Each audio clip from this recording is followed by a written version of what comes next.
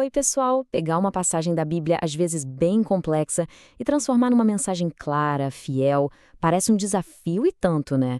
Mas e se eu disser que existe um método para isso?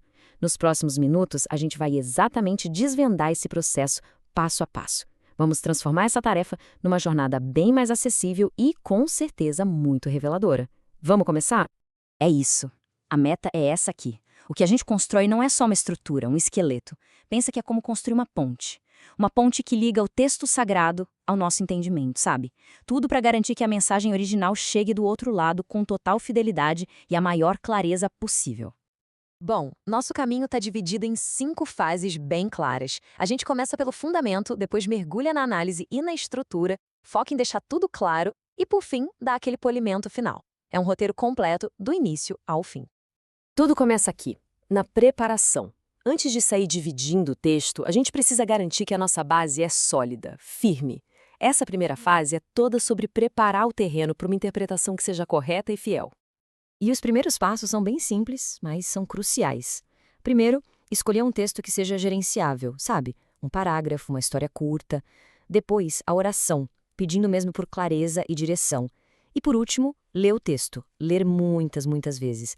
Ler em voz alta, devagar, até que as palavras comecem a fazer morada na mente. Ok, depois dessa imersão no texto, vem a análise. Agora, o objetivo é ir além da superfície, sabe? É entender o coração da mensagem. E para isso, a gente começa pelo elemento mais vital de todos, o contexto.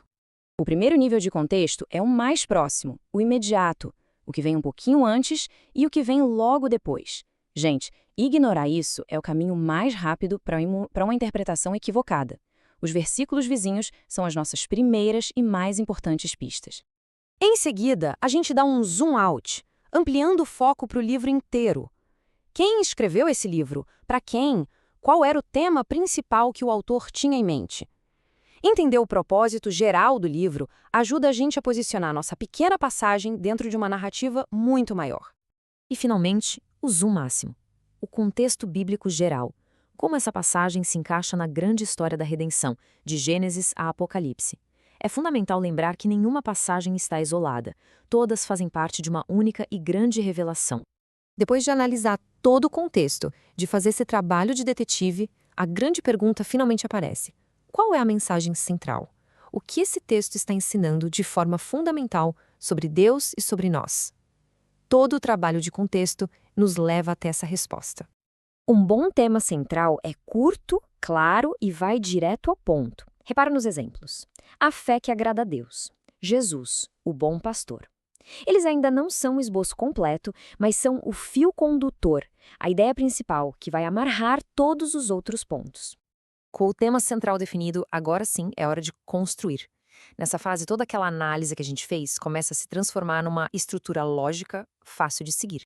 A grande chave aqui é essa ideia de partes naturais. Não se trata de inventar divisões, mas sim de descobrir as que já existem no próprio texto. Pensa no Salmo 23, por exemplo. O Senhor é apresentado como provedor, depois guia, protetor e anfitrião. O próprio texto já nos oferece a estrutura. O ponto aqui é que cada uma dessas divisões naturais vira um ponto principal no nosso esboço. Mas não para por aí, claro. Para cada ponto a gente precisa explicar o significado dele, destacar a verdade teológica por trás e, o que é super importante, mostrar como ele se aplica na nossa vida. Um esboço pode ser fiel, pode ser bem estruturado, mas se ele não for claro, ele não cumpre o seu propósito. Nessa fase, o nosso foco é tornar a mensagem compreensível, memorável e, principalmente, relevante. Ilustrações são ferramentas poderosíssimas para fixar uma verdade na mente de quem ouve, mas elas têm regras. Uma boa ilustração é como uma janela. Tem que ser clara, tem que permitir que a gente veja a paisagem principal, que é a verdade, sem chamar atenção para si mesma. Essa é a pergunta que transforma a informação em transformação.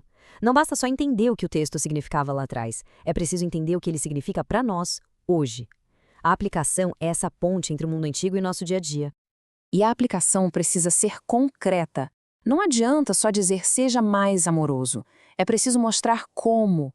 Isso pode significar mudar uma atitude específica, abandonar um pecado, cultivar um novo hábito ou se apegar a uma promessa da palavra.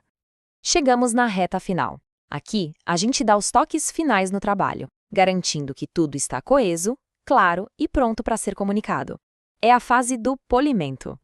Vamos ver um exemplo prático para tudo isso fazer sentido. Vamos usar Filipenses 4, versículos 6 e 7. O tema central que a gente identifica ali é que a verdadeira paz é um resultado da confiança em Deus.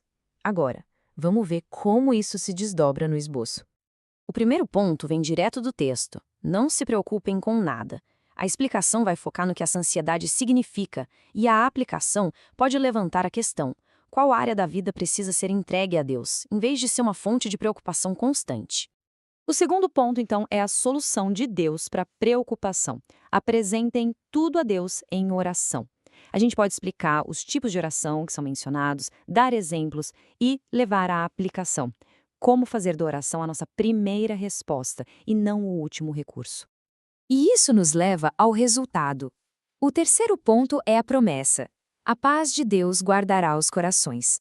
A explicação foca em que tipo de paz é essa, uma paz que vai além do nosso entendimento, e quais são as implicações práticas disso para a gente enfrentar as tempestades da vida. Para finalizar, a conclusão deve ser breve e poderosa, só reafirmando o tema central. E o último passo de todos é a revisão. O esboço está claro? Está fiel ao texto? As aplicações são práticas? Essa revisão final é o que garante a qualidade do trabalho. Esse exemplo mostra bem o poder de todo esse processo. Um esboço bem feito não é só um exercício intelectual, é uma ferramenta para desvendar a verdade de uma forma que pode, de fato, mudar vidas. E a questão que fica no ar é qual verdade incrível espera para ser descoberta agora.